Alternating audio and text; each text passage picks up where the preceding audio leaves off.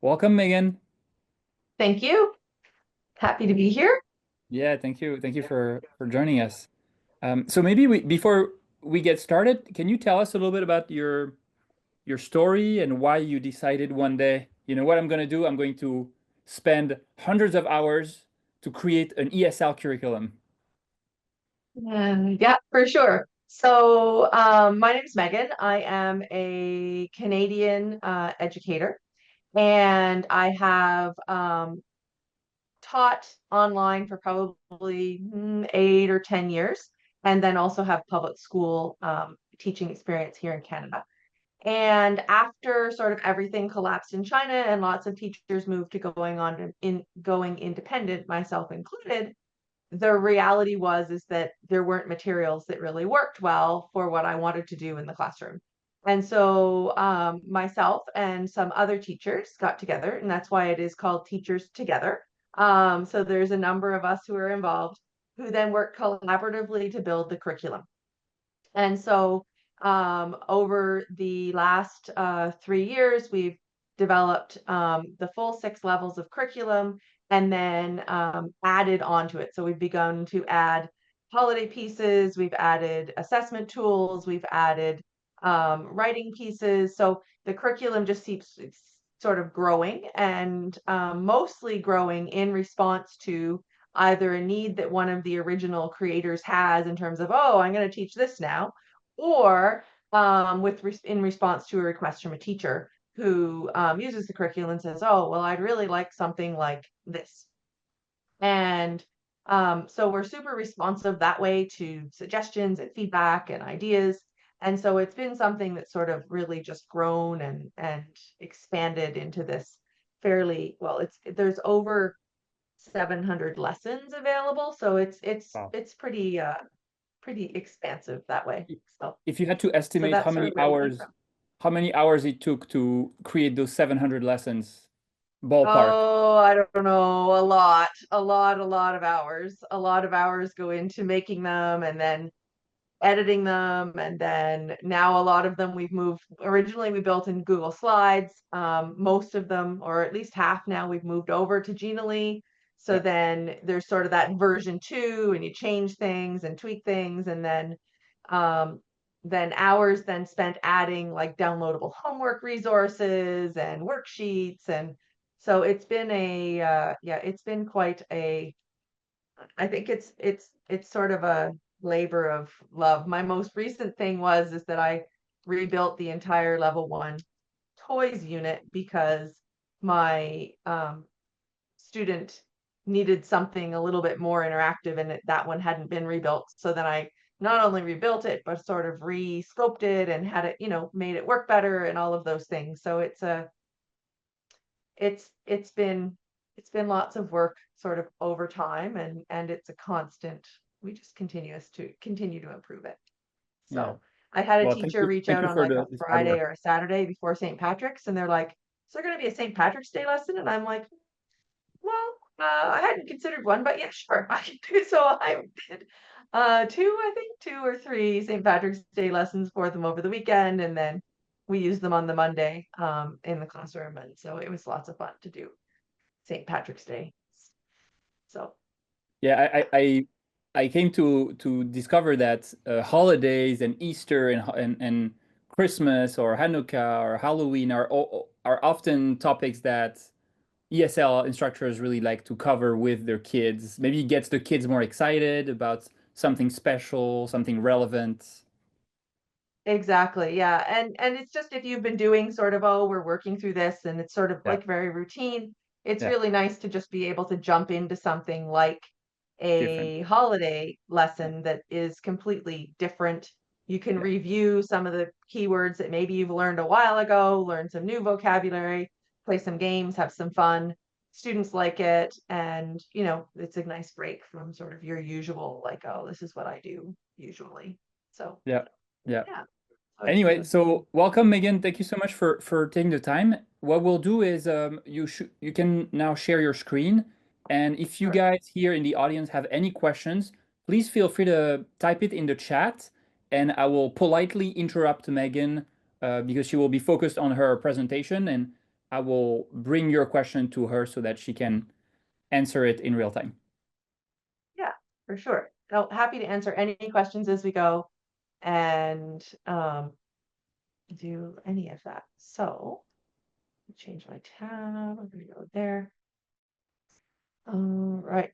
And I'm going to share this and make it fit better. There we go.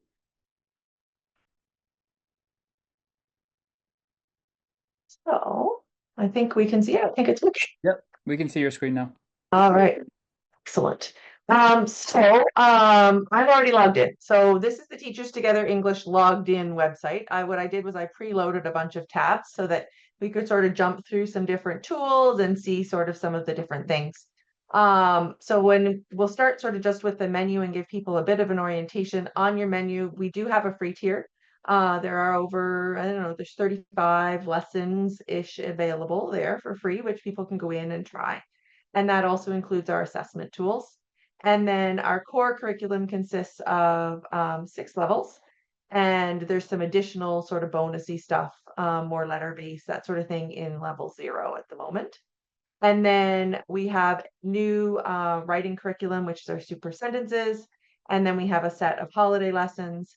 And then we also have a small set of KET oral speaking exam prep lessons, which are not formally available here, but they are in the system. And I will give people a sort of a sneak peek of those because we are giving those to teachers at the moment who are using the curriculum and want to test the KET lessons depending on their needs. So this is our placement assessment. There are actually 2 assessment tools. One is our general assessment, so the reading, listening, speaking, and one is the writing assessment. I actually used this assessment this morning with a brand new student in Qualigo actually, and the student jumped right in. He was able to draw and click and do all of those things on the screen. So it was super effective for helping me get a brand new student this morning. On our Genially lessons, you can put in the student's name. It is important to choose male or female because that actually controls some of the characters that they see. And I'll show you, I have a student who takes great pleasure in choosing the wrong one. And so she likes to choose that she's a boy, but she's not. So she chooses boy. And then we get to this screen, not this one, this screen, which has a name on it. And she's like, yeah, that's not me. And so she thinks it's hilarious to tell me that that's not her. And then she wants to go back and change it to a girl. So you can jump in with a bit of a welcome screen. And this is the placement assessment. It has self-introduction questions. And these questions are designed to be used as few or as many of them as you like. And you'll notice that they do get progressively harder. So what's your name? How are you? Where are you from? How old are you? All pretty easy. What's the weather like? Getting a little bit harder if you've got someone who doesn't speak English at all yet. What's today's date and day and date? And your favorite animal. So just a little bit to get them speaking before you jump in. The way the assessment is set up is we've got it set up from pre-A1 through B1. And you work through the interactive questions with your student. So this morning I said, what's the weather? You can turn on your pen. You can use either the Koala Go one or the Genially one. And you can circle things if your student needs help, especially at a pre-A1 level. They can choose their answer or you can choose for them. And as they work through the questions, you get to track the scores at the top. So this button with the little check marks lets you view the results. When you've worked through and they've gotten a couple wrong, usually I stop at 2. I usually deem that to be sort of where they're at. And the questions do get progressively more challenging as you work through. The lessons, this is like a matching sort of in terms of body parts, so you put them in the right order. And then we're getting into some candles. So this one is interesting because not only is it counting, but you also need to know what candles are in order to answer it. And then another labeling one with clothing. And then we work through, and there's listening activities in the assessment. And so you can, I don't think I didn't share sound. I should have shared sound. Just a sec. Right, now I've shared sound. The robot is on the bed. And excellent. All right, so you can hear the Yeah. audio, and then the student indicates yes or no. There's also lots of opportunity in this for a little bit of extension to give you a better idea where the student was. So with my student this morning, for instance, I asked him about the other toys, and he was able to tell me the toys that he saw on the screen. This one is one of our speaking assessment questions. So what's this? And there is a teacher tip down here. So in terms of answering with a sentence or one word at a pre-A1 level, and you can then decide if it's satisfactory or if they need some improvement. And then there's a series of questions on that. So do you play tennis? And then what do you do with your friends? What do you play with your friends? And that is the end. Well, this is the last one actually. In the pre-A1 where you're then, it's a little bit of, it's fun because it's game-like. So if this is the level they're at, you may end up deciding that you're just going to hang out here and not do any more. But they can find the differences and talk about the differences. And the score on that particular one, because we need all the real estate for the pictures, is down here. So you just drag it up and you can choose your answer, and then they move on. So at this point, you get to a check-in. You can check your results slide, and I only got 6 correct, so I probably should be stupid. And then I could jump down to the results tab and see what that corresponds to. So you get a Teachers Together English level, and it tells you where to place them. And then it also indicates a SEPHR level and some Cambridge exams. The other thing is that we have indicated that you might skip. So if during your very beginning questions, when you're asking them, all of their names, and you're like, yeah, they're definitely not pre-A1, I want to jump over to A1 or A2, it indicates there to add the question score value to it. So you can jump around as you see fit with your student, and ultimately you have a result. So and then you can take a screenshot of this and save it so that you have that to help complete your learning plan post class. So in the assessment, we provide templates, which you can customize to your style. You get a Canva template that you can use for your learning plan. And then there are some teacher tips on here as well that are also in the assessment to associate with that. As I said, there's a writing assessment as well. And so the writing assessment has 3 writing tasks and some other questions built in. You, depending on your student's level, will do 1, 2, or all 3 writing tasks. And there is, again, a learning plan tool, and there also is a rubric that you can use to score your students' writing. And it indicates what criteria to use when you're scoring, and some information just about the SEPHR levels with respect to writing. The writing one isn't auto-calculated like that one is, so it's a little bit different, but certainly Meaghan, is there. Yes. do you systematically, when you get a new student, do you always start with an assessment? I tend to Yeah, always start with an assessment, yeah, unless I'm getting the student from a reputable source where maybe it's another teacher and they've said, oh, this is where they're at, yeah. or they've just done a KET or a PET exam, they have a score, like thing that tells me exactly sort of where they are. Where you start. But I Yeah, like to do the assessment because it gives me a better idea what I need to teach them, what their learning goals might be. yeah. And so, yeah, I do tend to do an assessment. And do you have a follow-up? Do you do that as part of the free trial if you offer a free trial to new potential students? Mhm. Yeah, I do. I always do it as part of that, and I do tend to do that. Yeah, So I actually offer, I don't even indicate that I offer a free trial. I say I offer an English proficiency assessment. And then Got I create a learning plan and share the learning plan back Amazing. with the parent.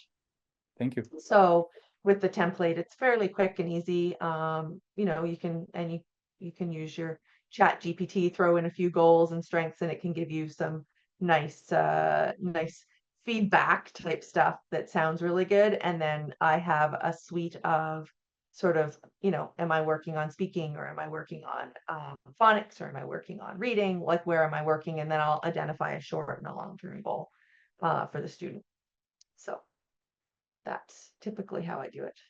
So this is main. Now where I'm going to show you some core curriculum. So this is level 1. All of the units have 10. All of the levels have 10 units, and each unit has 10 lessons.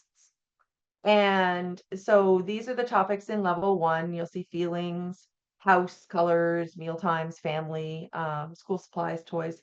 And in level 1, there are the letter sounds built in through levels 1 through units 1 through 6.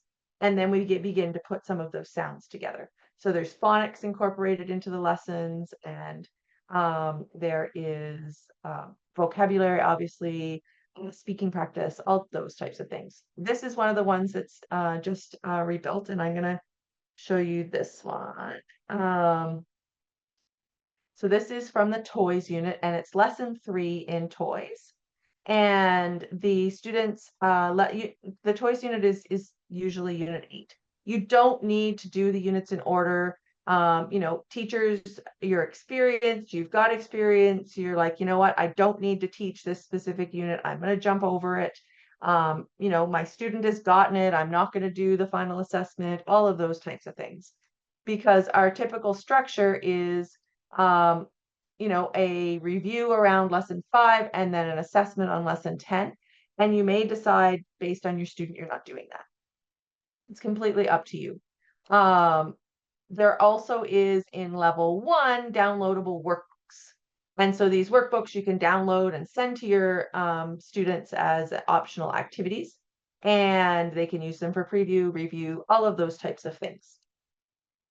So if I am looking sort of at this, and I'm going to make it big. I have a student that's been working through this unit, which is part of the reason I added some stuff. And so the student, you know, is really quick. My student likes to drag the one that she is, and then she likes to drag all of the other ones off the screen and make them hide and disappear. She thinks that's hilarious. But you know, it sort of depends. This so it's got a warm up, it's got a song built into it. We have begun to add some of our own custom songs, and for people looking to see some of those songs, they are available on Teachers Together English's YouTube channel. So you can jump over to the YouTube channel and you can see those songs, but they're integrated and built into the lessons as well. And then it has some words. So we're working through words initially. You'll see on the side words, sentences, reading, listening, and phonics. So we have some words. This one has puzzle and kite and blocks. And then it's got a practice activity. And so you'll notice there's a ball in here. They already learned ball in the previous lesson.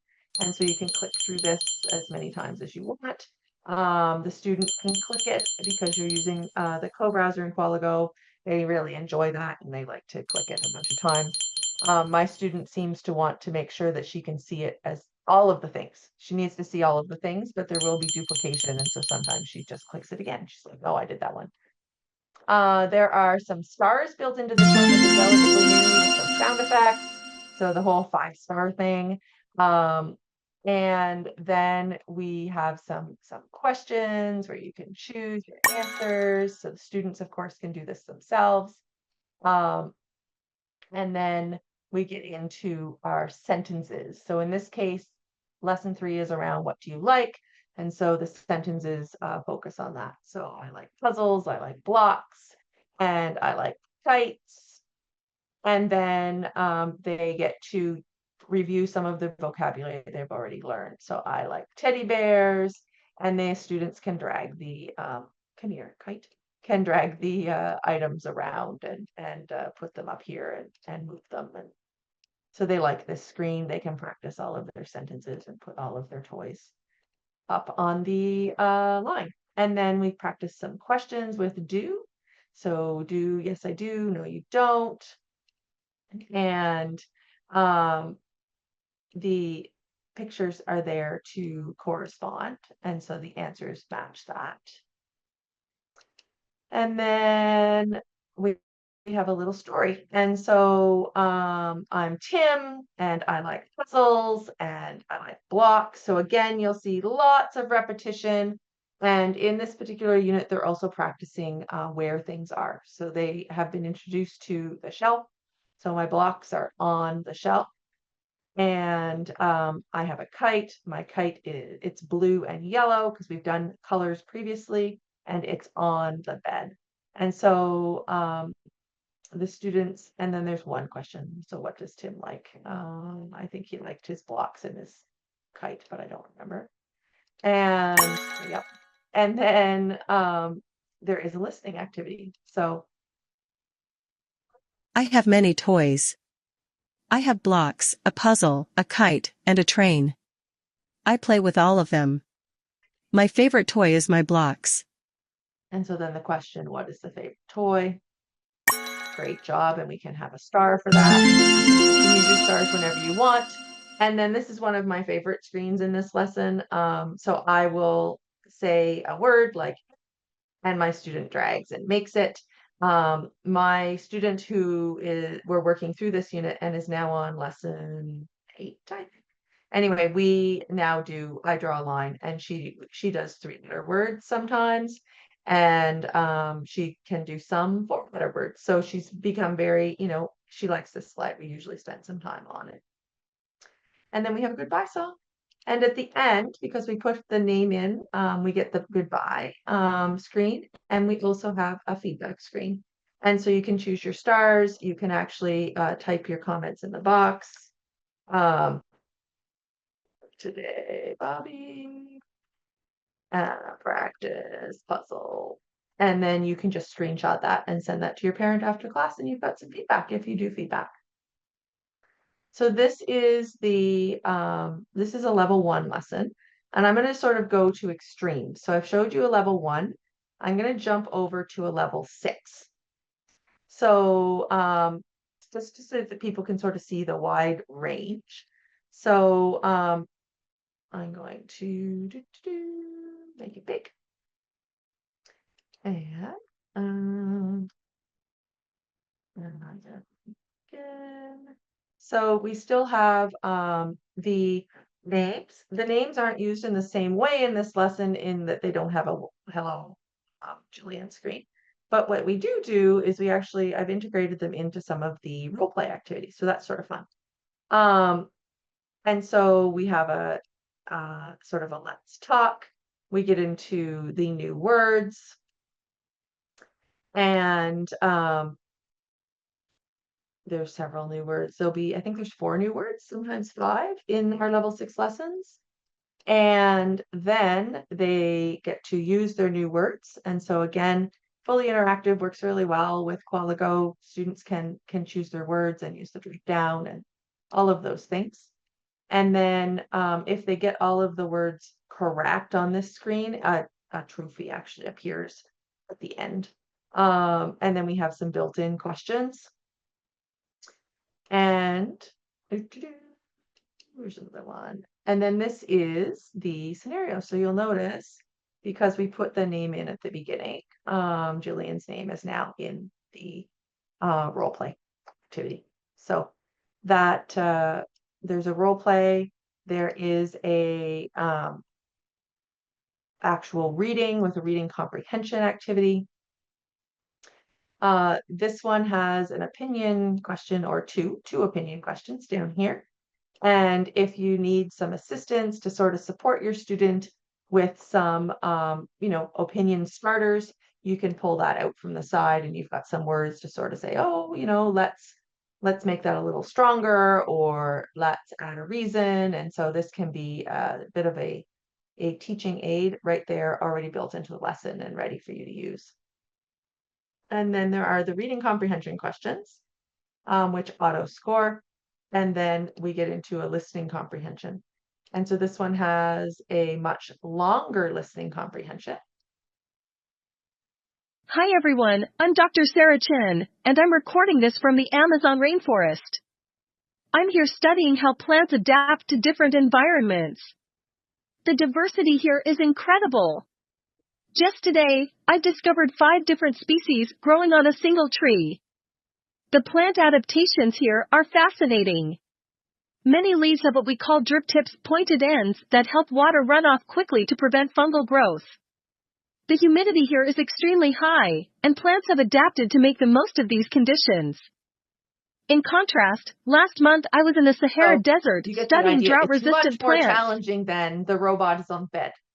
It's the same listening audio. It's available here, but all of the questions then that come after it are associated with that exact same listening comprehension piece that they've just heard. And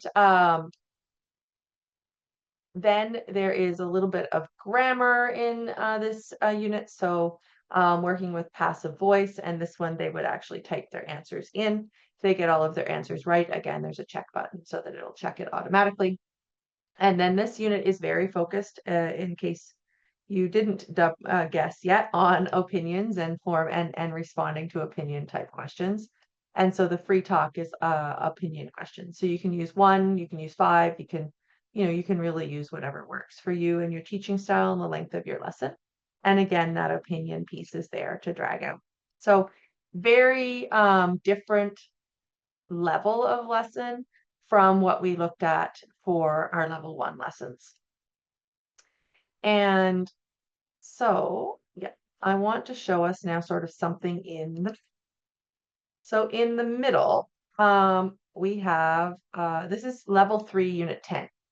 So not necessarily the beginning, but not the high end either. So level 3, unit 10, and this one is Our World, and this is lesson 2. I chose the North America unit only because I'm from Canada, and so I decided that was what I was doing. But there are all sorts of lessons and topics that are super interesting to choose from.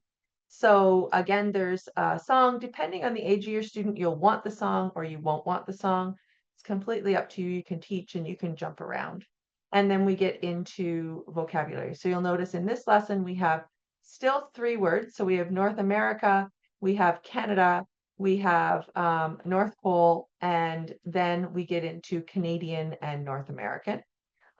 There's sentences to go with each of those. There is some vocabulary questions to use and to sort of remember them.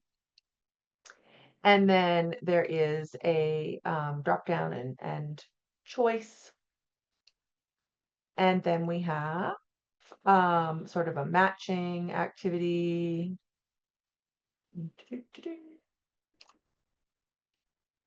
Where they can drag them. And there is a story. And so in this unit, I wrote this unit. I like this unit. Confidentially partial. Essentially there are two kids, Max and Emma. They have a magic globe. And from lessons 1 through 10, you follow them sort of through all of their adventures, and they go to a different place in each one. And so it's sort of fun. And so when they go to North America, they go to Canada.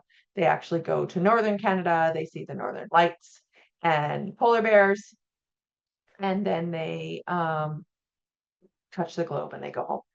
And so then there is a predicting question. So the comprehension skill here really is prediction and similarities and differences. So working on making connections.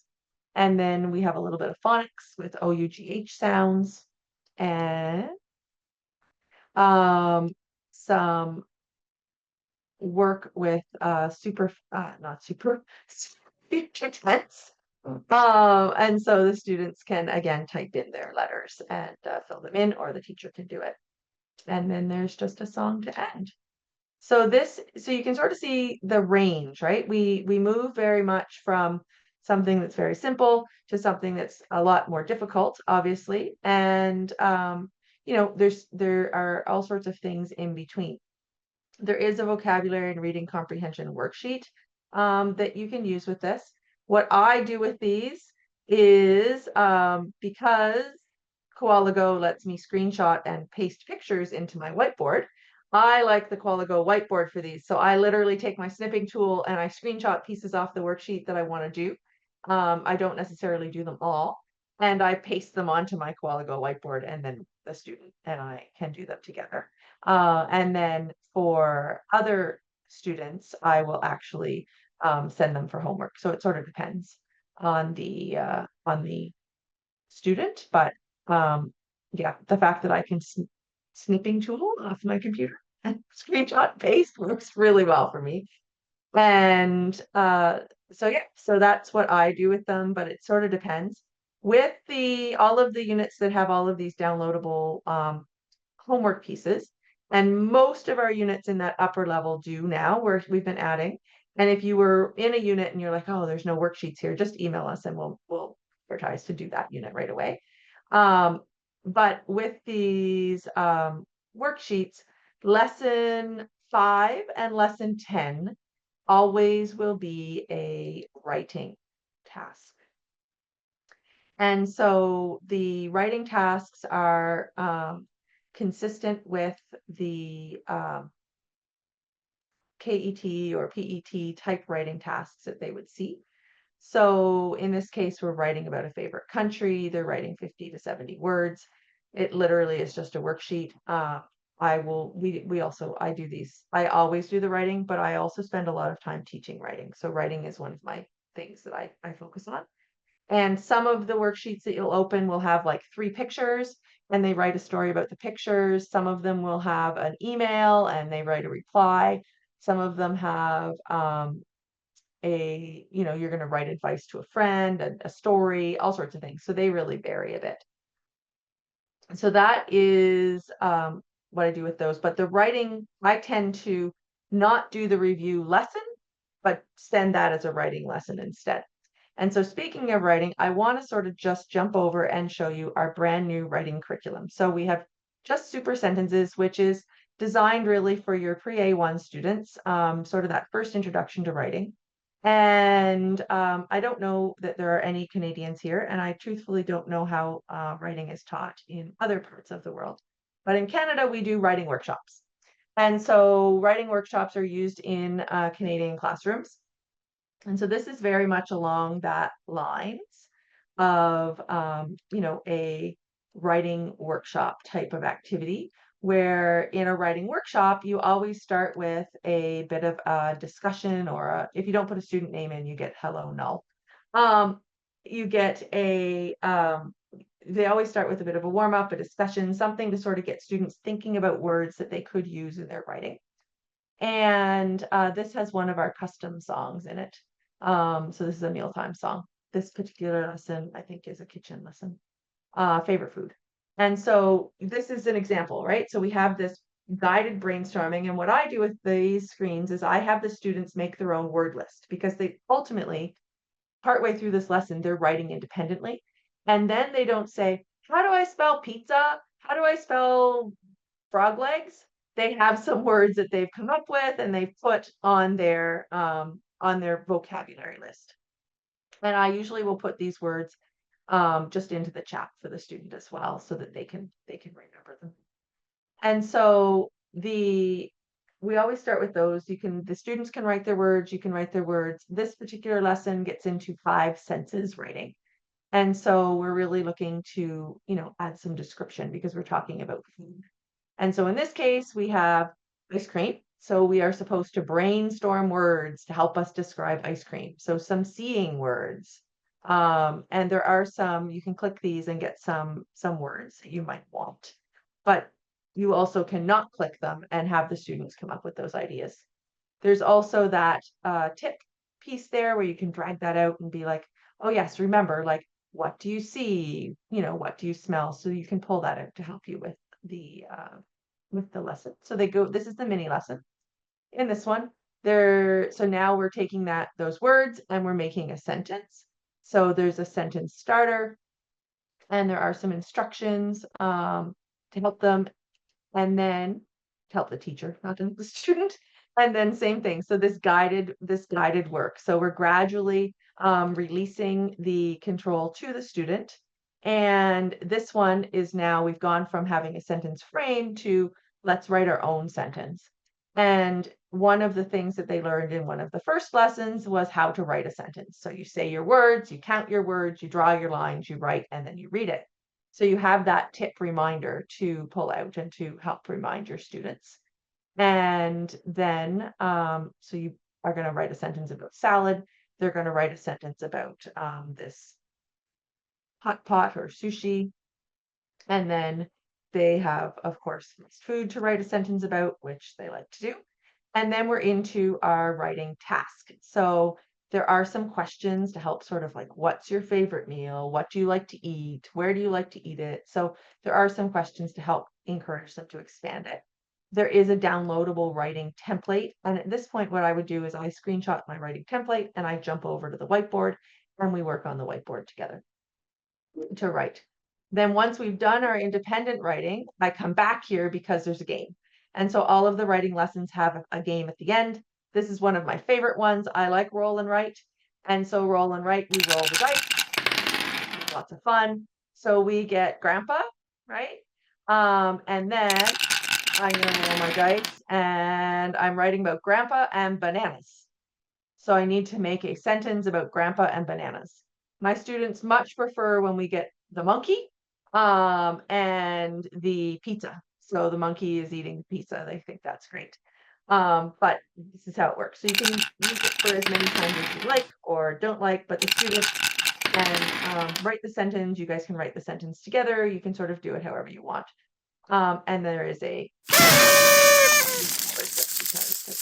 after you've written a fun sentence. So this is the a little bit of our writing curriculum, and there is an extra game on this one for descriptive adjectives. And so if I look just back at the resources, you'll notice here under my resource tab, there's the writing template that you can use for this particular lesson. So the you can use the writing curriculum as standalone. Or what you can do is like, oh, I've taught a lesson about family, a unit about family. Now I'm going to do a writing lesson with family. I've taught the unit about toys. Now I'll do the writing lesson about toys. Sort of depends on what you like. Your advantage of something like this is that it's like the holiday lessons, right? If you do it as that interspersed thing, it's like, okay, well, I've just taught, I've been teaching the same thing, and now I want something different. I can jump into a writing lesson and do something a little bit different. So we try to offer sort of a wide range of things. I did pull up a level 4 lesson. So this particular one is still in Google Slides, which was our original version. And we are gradually moving them all over. But I did want to flag that they're not all yet moved over. This one works still really well in the co-browser because the students can, of course, write and drag and touch and erase and those types of things. So I often will turn on the pen for them with these lessons. There is the song still in this particular one. This is actually going through security. And then we get into some vocabulary words. And there are some questions. This is a mid to upper level 4. Some matching. And then there is a conversation. This is the reading component in this one. It's all essentially role play type stuff. And in this airport unit, they literally go from packing all the way through to customs and arriving at grandma's ultimately in their last lesson in Paris. The story follows through.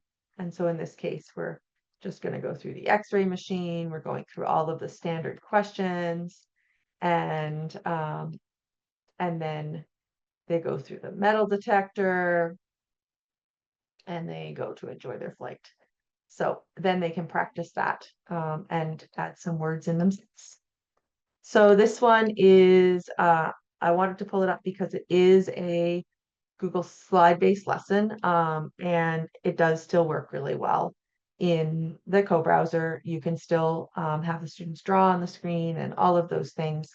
And we are slowly moving all of the lessons over so that you have the choice. We're not actually removing any of our Google Slide lessons. And some of you may have seen on some of them, like this one, that there is the interactive, there is the Google Slide, there is the downloadable resource tab. So you still get the choice depending on what you need and what works well for your student. You have lots of opportunity to sort of pick. So I don't see any questions. I don't know if people are just quiet. If we have questions, if there's certain things they'd like to see, I'm happy to sort of jump into specific things. If we want to see something more in level 2 or level 6, if you want to see some holiday stuff, there's lots and lots of lessons. If there's a specific topic that you like, and it will look at, there'll be some new Easter lessons coming out. There's an Earth Day lesson in there at the moment, but there will be some new Easter lessons coming out. And in March we had St. Patrick's Day, as I indicated. There is an Easter lesson there because last year Easter was in March instead of April. It's one of those ones that moves around. And then we give lots of flexibility. So if you're looking to use the lesson, certainly you can start with a free trial if you wish. And it's free tier, it's free for life. You never lose access to those lessons. But we offer options to subscribe for one level, right? So if I just want all the level 1 lessons, you can do that. Or you can get the entire curriculum for $12.99. So all of the lessons that are available on our premium package. So it depends on your students and your levels of students and all of those types of things. And we regularly publish teaching tips and ideas on our blog as well. So that is Teachers Together English. Any thoughts, questions? I don't see any questions so far, and I'm curious to hear how old most of your students are. To everybody here attending today, are they mostly beginners? Are they more advanced? Yes, that's a very good question. Are people teaching children? Are they teaching beginners, advanced students? Yeah, because I know you covered both ends of the spectrum, Meaghan. I see Ross. I did, yeah, intentionally. I know sometimes the harder ones to find are lessons actually for that more advanced level. They can be challenging to find, mostly kids. Yeah, most of my kids are preschool.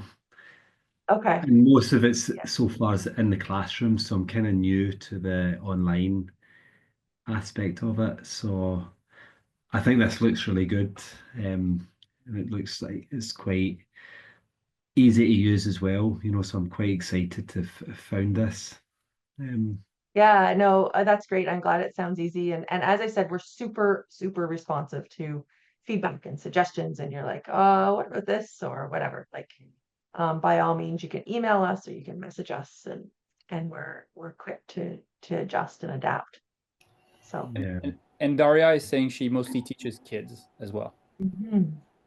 So B1 adult students. Can I have a lot of students in Korea who went to English primary schools, so they're extremely fluent. They sound like native speakers, and they're young.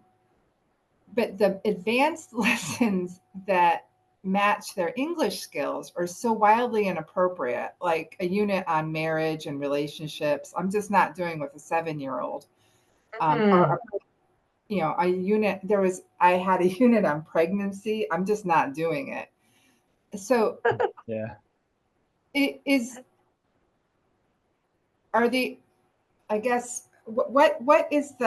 What unit 6 matches corresponds to what in the Cambridge? So usually, we're sort of into like B1, B2, right? So some of them would be more B2, some of them are still B1. I would suggest probably with your more, like if that's the case, I would personally be looking at sort of level 5, 6 type lessons. And you'll notice I just pulled up the level 5. So, the topics are very suitable for kids. They're dinosaurs, insects. advanced safety. lessons are really boring for a set, like they're just not age appropriate. They Yeah, would be it's interesting for really an older hard. child. Yeah. Okay. I think that they would probably like a lot of the topics still, even if they're 7. Some of the topics in level 6 are probably not so interesting to a 7-year-old. Let me see. Let me pull up level 6. So level 6 is life skills, healthy living. So healthy living would be fine. Music and dance would be fine. Extreme natural events may or may not be of interest. It's like earthquakes and hurricanes and wildfires and stuff like that. Amazing inventions, I think, is fun, regardless of age. It's getting into like the invention of the airplane and Yeah. flying and stuff like that. Um, the personal feelings and opinions would work. It's story based. I probably would skip inside my body, although it's cool. It is all just about body systems. And I just don't know whether a 7-year-old wants to know about the digestive system and the respiratory system. They may. Depends And on how then gory you make it. If you make it gory, then they may be interested. Exactly. Yeah. well, there are some real imagery in there, so they might be interested in that. The parties and celebrations, I probably wouldn't do because it is more of a teen sort of, you know, age. And I probably wouldn't necessarily do the world of work. The parties and celebrations in the world of work, these are very Cambridge English specific vocab units. And so, but they're not going to be of interest to a 7-year-old by any stretch. The plant lessons might be interesting, might not. It would depend on the student. I have taught stuff similar to the plant lessons. I had a student for a couple of years who was 7 or 8, and she was super, super fluent. And we did a lot of, she loves science. So we did all the science stuff. So we did get into the plants, and we did get into the body stuff. She really liked that one. She thought it was great. So, but she also liked science. So there probably are some things there that would work well. The healthy living unit is about like physical activity and drinking water and sleep and nutrition and stuff like that. So, but the personal feelings and opinions is story based. These are all story based lessons. So they would be probably of interest. Yeah. So it's a hard thing to find those lessons, and even it's hard to create those lessons for those students who are super, super fluent but still really, really young. And I personally would probably be doing more writing lessons with them and getting them writing, um, not necessarily with, obviously not the super sentences, they'd be beyond that, but I use a book creator with some of my students who are that age, and it works really well in Qualigo. It's free, and essentially we write stories together, and so the student can write their stories, and they can also add pictures, and they can record the stories. So we read them and they record them, and they have a book, and they just keep adding stories to it. So that And would be something. and Meaghan, it looks like Mariette is asking in the chat, and she has the opposite problem, which is that she has some B1 adult students, and she's asking if there are some lessons that she could use for them. So I would say yes. So level 6, I think you'd be fine with most of the topics. I had someone, I don't know where I have that. I can dig it out. I actually had someone who was asking about that similar question. And so there were units. So from level 5, I would look at things like personal safety, but sort of slant it with them thinking about their children and what types of things they could teach them. Restaurants and dining out would work, traveling would work, pollution in the environment definitely works. The movies would probably work well. So there's probably some lessons there, but also it depends. Sometimes with adult students, I find they also really like things that are super practical. So it depends on whether you've covered things like visiting the doctor, or whether you've covered things like air travel. So those two I like for adults. And I also like the Wonders of the World unit. And so Wonders of the World is like um, Great Wall of China, Chichen Itza, Treasury of Petra, Machu Picchu, Stonehenge, all of those things. And so while they are not necessarily B1, they would be a little bit lower. There's lots of room for expansion in those, and they certainly would be something that works well.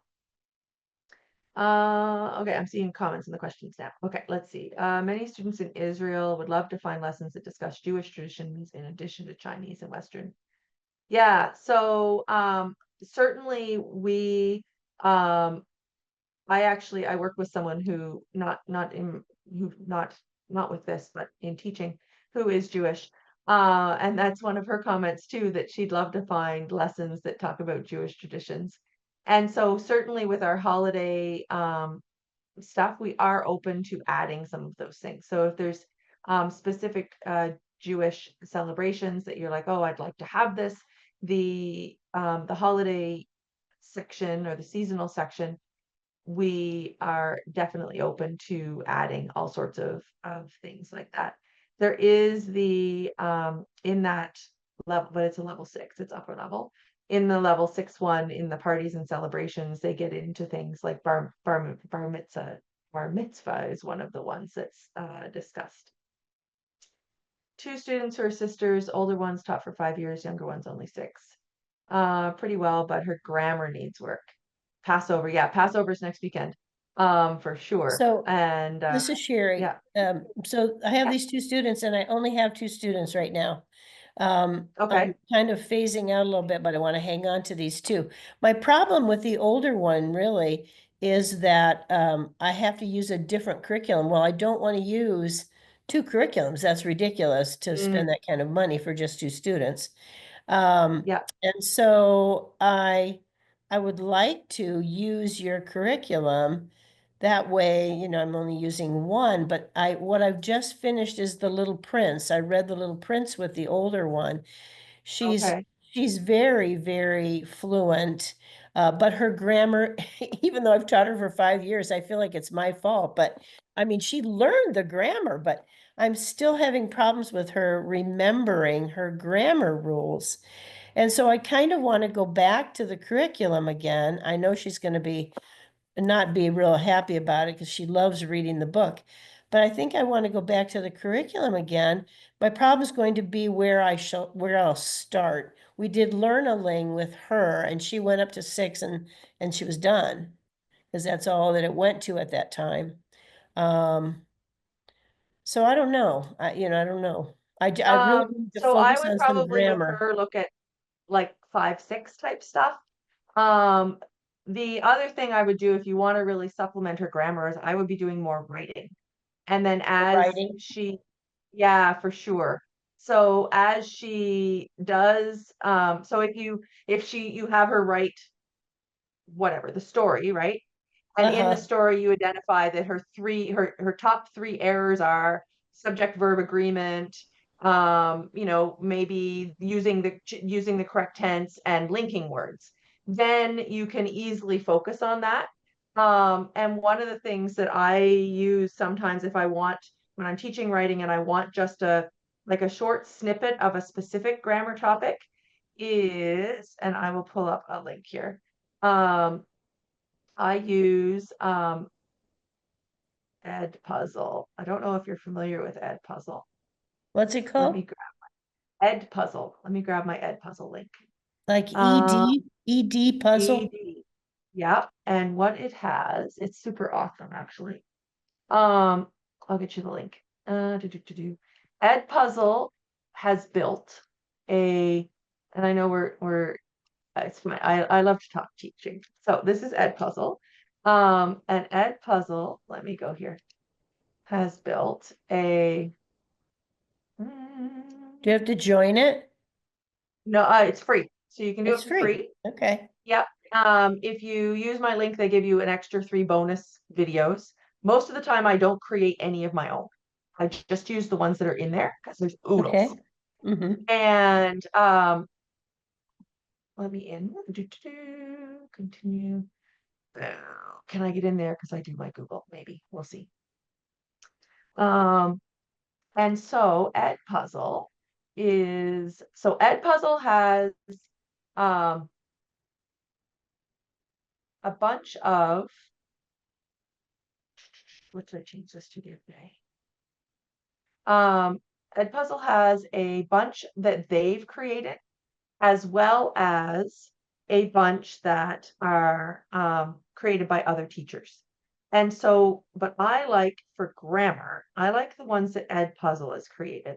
They take about 89. Here, I'll show you. They take probably 5 to 7 minutes in a lesson. So if I've done some work on writing and then I'm like, okay, I need to work on this. Mm-hmm. And I go to Edpuzzle and I go to Edpuzzle Originals.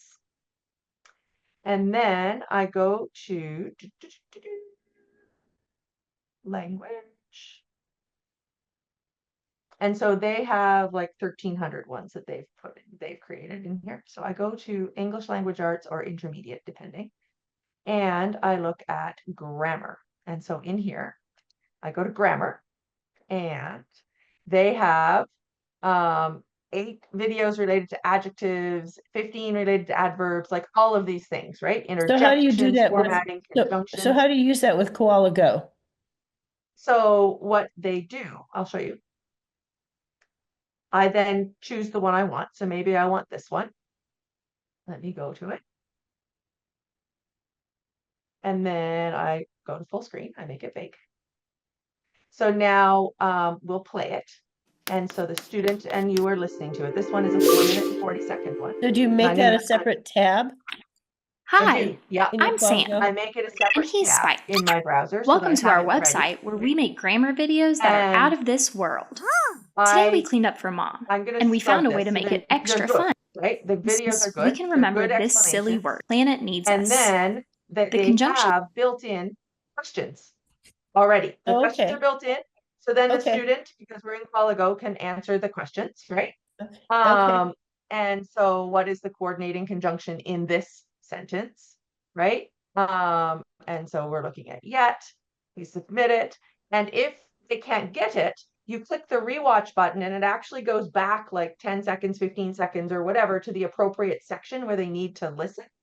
And it's awesome. So it works really well. With Koala Go. Coordinating conjunction here. Yeah, it works great with The Y in fan voice go to the co-browser, have it as a tab, which links two opposite ideas. Tab in my something we should do, and the fact that not many people do so that it's there. I'll do it. We found some old bottles while we were cleaning. We can make a craft or use the recycling bin, but we need to clean them first. And it's got all sorts, but you can see the types of questions that they ask, but they're always like how you do this type questions. Okay. So they're practice ones. And so I'll do writing, lots of writing, and then I will supplement my writing work with this. So I would do the writing on Koala Go's whiteboard, right? And use the shared writing. I'd put my prompt in there or a picture in there that we're writing about.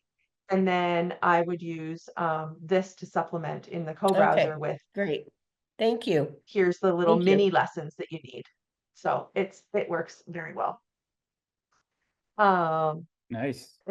Are you adding higher? Yes, we are. So we are continuing to add to the curriculum. At the moment, we're adding the next level of writing lessons. And of course, the KET speaking prep lessons, which I promised I would. They're hidden, but people who want them, who might use them. If you have a membership, we will give them to teachers to test. I'm going to go to the back end. That's the fastest way for me to get to them. That's not a good idea. I know what I can do. I can get to them from the front end. Dashboard. Go to my dashboard. I go to my courses. Here it is. So we are adding additional lessons, and because what happens essentially, because we teach also, is we have students who move up and it's like, oh, well, we need something next. So we continue to add and expand on that.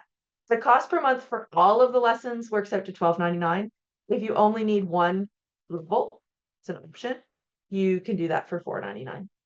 So quite affordable. And there is no commitment. Like if you're like, okay, this month I'm using this level and I only want basic, and next month I want to upgrade, cool, go to premium, and then, oh, I want to go back. You can do it, whatever you want. All right, I have also taken note of the Jewish holiday suggestions, and I will put them on my list of things to add, for sure. I like this Halloween like dress up one. It sounds very interesting. All right. And yeah, so but yeah, as you can see, sometimes I've taught for so many years that it's like, oh, I use this or I use this. So I use my Teachers Together English lessons every day in my classroom. And certainly Qualigo makes it so much easier to do that. And I like that I can jump back and forth. So I do a lot of jumping. As you probably can guess, I jump between my whiteboard and my co-browser fairly regularly. And one of the best things in my co-browser is that Qualigo always remembers where I was. It loads my lesson, and I have to worry when I jump out to come back in that it's lost it. And then I like to take the writing snippets and put things on the screen and have students work on the whiteboard together with me. So, yes, we will write like with the pen, right, the co-browser. But sometimes we like to get out of there and actually use the whiteboard, and I can add other pieces. So, nice. And I see, Meaghan, that you shared a link in the chat. Is that what people should follow if they want to sign up? Yeah, for sure. You can always just find us at teacherstogetherenglish.com, but I did put the link directly to our premium option and to the free trial. So for people who want to just get in and sign up and explore more of the lessons, you certainly can. And I did also just flip up the KET speaking stuff. And you'll see, there's food and drink, there's transportation, entertainment, and home life so far. And lesson 1 and lesson 2 have different formats, but each lesson 1 in the topic is the same. And then each lesson 2 is the same format. And these are aligned with the mock exam. Well, to be a mock exam for KET. These are aligned with the KET speaking tasks on the Cambridge exam. If you have students doing the key English exam. So as I said, this is still pilot. If you wanted this and you had it and you have access to our curriculum, just message us and we can add it for you. So, and you can reach us at hello@teacherstogetherenglish.com on email, or you can reach us on Facebook by like on our page on Messenger or whatever, however you prefer to communicate. Thank you so much, Meaghan, for this amazing content and amazing presentation today. No problem. Thank PET, you. I have a PET2 student, Kathy, but we haven't that yet. I have one that's doing the exact same thing. That's done KET. So excellent. Nice. So no, it's awesome. What age is the PET? What age when do they start studying for the PET? Oh, it depends. I have students who've taken it at like age 7. Oh. And I have students who take it at age 10. It really depends on the parents and their level and where they're at. Is this in China? Yeah, like most of my students are in China. And then what about the KET? So the KET, Eason just did his. He would have done his at 10. So he did his, oh, wow. Yeah, he did his at 10. So but before middle they school. take lessons they take 2 lessons a week. They've been with me for a while. Well, she's in her first year in middle school, so what would she be taking?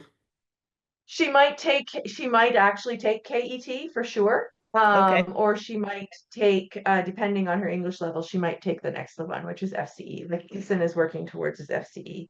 Should I ask it really does depend on the parent if they plan to have them do an English test or not. Some of them don't, right? Oh, okay. But some of them do. Okay. Yeah. I'll ask the parent. Thank you so much. No problem.